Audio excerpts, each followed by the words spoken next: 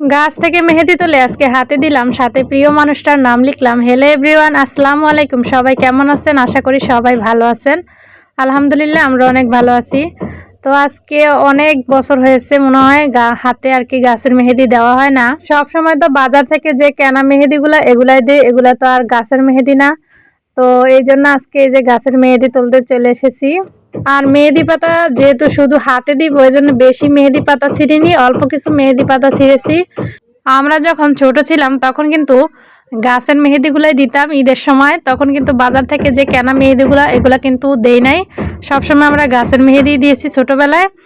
আর বিয়ের অনুষ্ঠান হলো কিন্তু মেয়েদের আর কি বর কনেকে কিন্তু গাছের মেহেদি দিত, কিন্তু এখন বর্তমানে আর কি বাজার থেকে যে কেনা মেহেদিগুলো এগুলাই দেয়। গাছের মেহেদিটা কিন্তু তেমন একটা দেখা যায় না।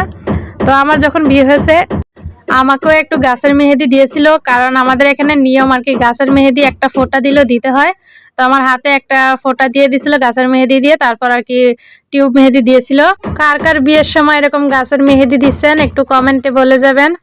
বর্তমানে তেমন একটা দেখা যায় না, এখন বাজার থেকে কেনা যে মেহেদিগুলো এগুলাই দেয়, গাছের মেহেদি কিন্তু কেউ দেয় না। আসলে এটা কিন্তু প্রাকৃতিক অর্গানিক একটা মেহেদি।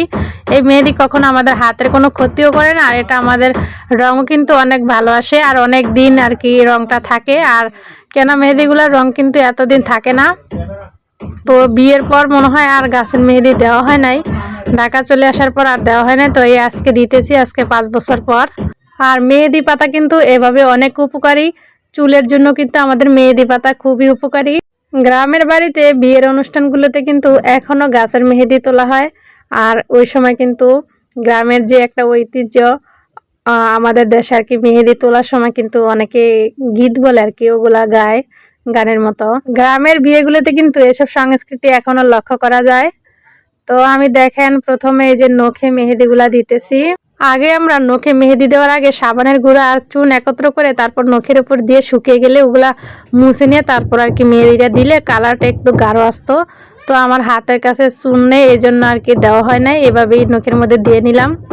তারপরে এই যে একটা কাঠির সাহায্যে আর কি ফুল এঁকে নিছি। আসলে আমি ওরকম ভালো ডিজাইন পারি না, তো যেমন পারি আর কি নিজে নিজে নিজেরটা যেমন পারি, কাউরে তার দিয়ে দিতেছি না, নিজেরটা যেমনই হোক না কেন।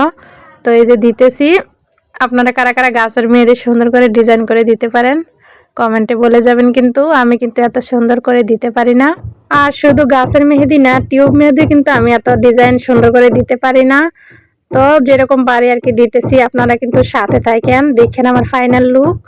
তো এই যে আজকে প্রিয় মানুষের নাম লিখবো হাতে, এই যে দেখেন আমার নাম আর প্রিয় মানুষের নাম, আর সাথে একটা ভালোবাসার প্রতীক দিয়ে দিলাম। তো আপনারা কখনো প্রিয় মানুষের নাম এভাবে হাতে লিখেছেন কিনা কমেন্টে বলে যাবেন।